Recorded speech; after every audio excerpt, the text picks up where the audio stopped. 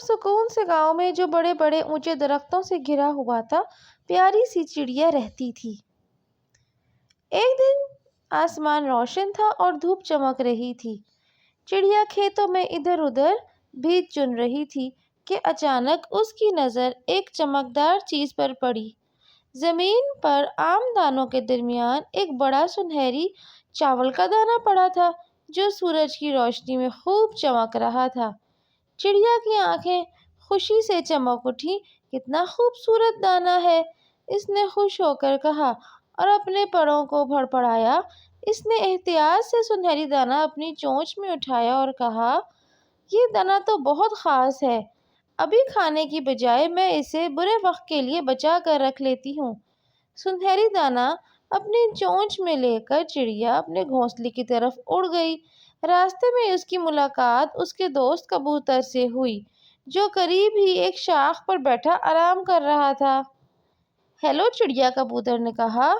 اس نے اسے گزرتے ہوئے دیکھا اور یہ دیکھا کہ اس کے منہ میں سنہری دانہ ہے تو کبوتر نے پوچھا، تمہارے پاس کیا ہے؟ یہ تو بہت چمکدار نظر آ رہا ہے۔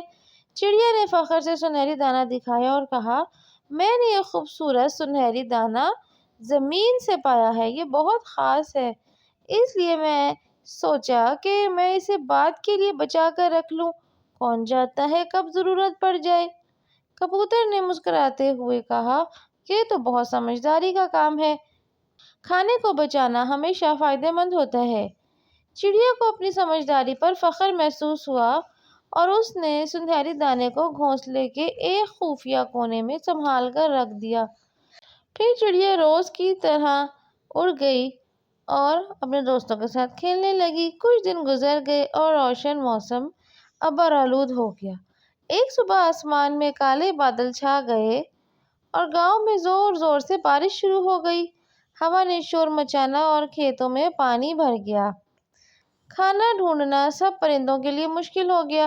جب چڑیا اپنے گھونسلے میں بیٹھی بارش کو دیکھ رہی تھی تو اسے وہ سنہری دانہ یاد آیا جو اس نے بچا کر رکھا تھا۔ اس کا دل خوشی سے بھر گیا اور اس کی سمجھداری اب اس کے کام آ رہی تھی۔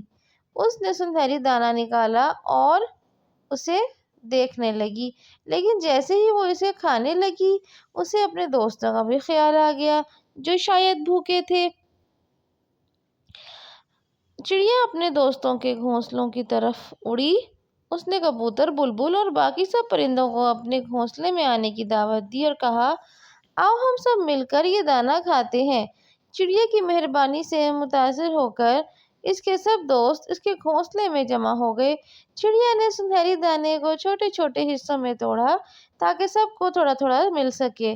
جیسے ہی انہوں نے دانہ کھایا وہ ہنستے مسکراتے بارش کے باوجود ایک دوسرے کے ساتھ خوش ہو گئے۔